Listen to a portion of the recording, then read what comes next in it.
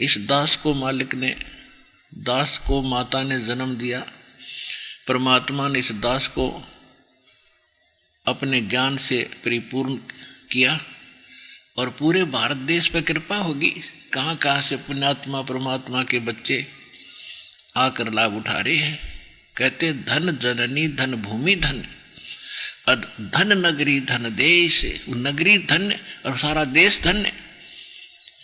अब विदेश वाले तो बहुत बाद में नंबर आओगा, तब तक तो आप ढेर सारे पुण्य कमा चुके होंगे। तो इस नगरी पर, इस देश पर कितनी कृपा है।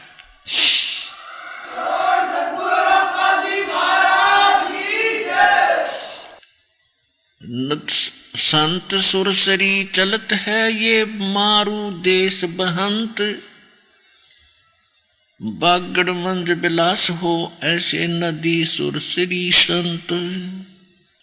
अब परमात्मा कहते हैं साधु संत एक जनसाधारण से नजर आते हैं, लेकिन उनके अंदर एक विशेष परमात्मा की पावर होती है।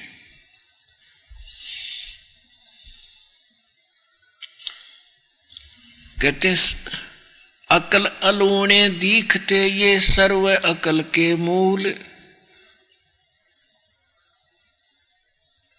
सदा रटे हरि नाम को ये झूले अनहद झूल।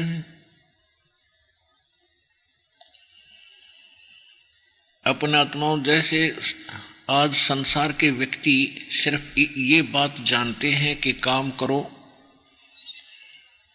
और अपना जो काम नहीं करते और सत्संग वगैरह में जाते हैं, दो दो तीन तीन दिन लगा कर आते हैं, तो उनको मूर्ख समझते हैं।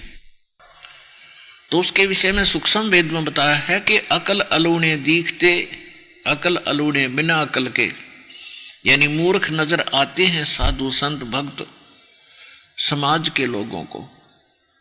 उसके विषय में क्या बताया है कि अकल अलूणे दीखते ये सर्व अकल के मूल, और ये सदा रटे हरि नाम को ये झूले अनहद झूल। समाज को तो भक्त कति मूर्ख दिखे और भगत ने समाज मूर्ख दिखे, क्योंकि वो कर क्या रहा है। जिस कोठी बंगले और कार परिवार के लिए वो सारा जीवन न्यौछावर कर देता है और सारा जोड़ा जाड़ा यहीं रह जाता है, 1 मिनट में मृत्यु हो जाती है। और अगले जन्म में उसके साथ क्या होगा, पशु पक्षी की योनियां भोगेगा, उन जोनियों में जाएगा। तो भक्तों को वो इसलिए अनजान दिखाई देते हैं समाज के लोग, जगत के व्यक्ति, कि ये तो अपना जीवन व्यर्थ कर रहे हैं। और उनको केवल हम बुरे इसलिए अच्छे नहीं लगते, मूर्ख दिखाई देते हैं कि ये काम ना करते, धंधा नहीं करते, खाओगे कहाँ से। तो ये उनकी अपनी सोच है और अध्यात्म मार्ग इसके विपरीत है। आप काम भी करते हो, ऐसा थोड़ा काम नहीं करते, लेकिन इस काम के साथ साथ परमात्मा का नाम गणा जरूरी था, जो जगत नहीं कर रहा, इसलिए वो अनजान है। तो यहां परमात्मा कह रहे हैं कि अकल अलूणे दीखते ये सर्व अकल के मूल। ये तो सब जो अकल अलूणे, जिनमें जो अकल नहीं है, इनमें मूर्ख है। ये कहते ये न तो सर्व अकल प्राप्त है, ये तो बहुत विद्वान और बुद्धिमान व्यक्ति हैं जो परमात्मा की भक्ति कर रहे हैं। अब फिर परमात्मा बताते हैं कि वो साध जो नकली हैं, भक्ति भी करते हैं, संत हैं, वो नकली गलत साधना करते हैं, गलत मंत्र देते हैं, गुमराह किए बैठे हैं भक्तों को, उनके विषय में बता रहे हैं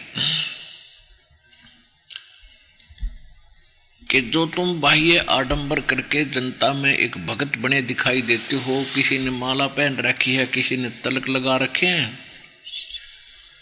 किसी ने मूंड मंडवा रखा, किसी ने बड़ी बड़ी जटाएं बढ़ा रखी हैं, तो उसमें उसके विषय में कहा कि भक्ति करने से बात बनेगी, ये लोग दिखावा करने से परमात्मा प्राप्ति नहीं होगी। कहते कंठी माला सुमरनी ये सभी सिलसिला मेट, कन फूका गुरुआ मिले जो जम मारी फेंट। कंठी माला सुमरनी भाई पैरे से क्या हो, ऊपर डूंडा साधु का और अंतर राख्या खो। ये कंठी माला टिक्की बिंदी लाक है और न दिखा बड़ा साधु संत भगत होगा। कहते हैं ऊपर ते डूंडा साध का और बड़ा महापुरुष दिखाई देता है, और सत भक्ति है नहीं तो अंदर भक्ति का नाश करे बैठा है। तो क्या बताते हैं, केले की कोपीन है और फूल पान फल खाही, नरक का मुख नहीं देखते जो बस्ती निकट ना जाही। वो जंगल के रोज हैं जो मनुष्यों बिद के जाही, निष्दिन फिरो उजाड़ में नो परमात्मा पावे नाही। एक समय एक व्यक्ति कह रहा था कि मैं एक बार हरिद्वार से आगे ऋषिकेश पहुंच गया और उससे भी आगे एक जंगल में चला गया। बहुत से भक्त और भी व्यक्ति जा रहे थे, मैं भी उनके साथ साथ चला गया कि कहाँ जा रहे हैं। तो वहाँ पता चला कि वो बहुत से व्यक्ति पहले ही वहाँ विराजमान थे और वो कह रहे थे कि यहाँ एक संत, जंगल में संत रहता है, तन पर कपड़े नहीं रखता, शरीर पर केले की एक लंगोट केले के पत्तों से अपने लंगोट के स्थान पर बांध लेता है और ना नगर किसी शहर में कुछ मांगने आता है और इंसान से भाग जाता है, वो किसी मनुष्य के आसपास नहीं आता। और उसके विषय में ये कहा जा रहा था कि जिसको उसके दर्शन हो जाते हैं उसका बेड़ा पार हो जाता है, बहुत धनी हो जाता है। तो बहुत से व्यक्ति वहां बैठे थे, आपस में चर्चा कर रहे थे। एक कह रहा था कि एक दिन मैं ऐसे ही यहां बैठा था और वो महात्मा आए और मुझे देखते ही वापस भाग गए जंगल में। मेरा भी ध्यान बाद में पड़ा जब वो भागते नजर आए, यदि उनके दर्शन हो जाते तो बेड़ा पार हो जाता। अब इसके विषय में सूक्ष्म वेद में परमात्मा ने क्या बताया है कि केले की कोपीन है जो फूल पान फल खाही, नरक का मुख नहीं देखते जो बस्ती निकट ना जाही। वो जंगल के रोज हैं बिद के जाही, और निस्दिन फिरो उजाड़ मैनो परमात्मा पावे नाही। कहते हो तो पशु हैं, आदमियां देख कर भाजन डर के, इंसान है वो।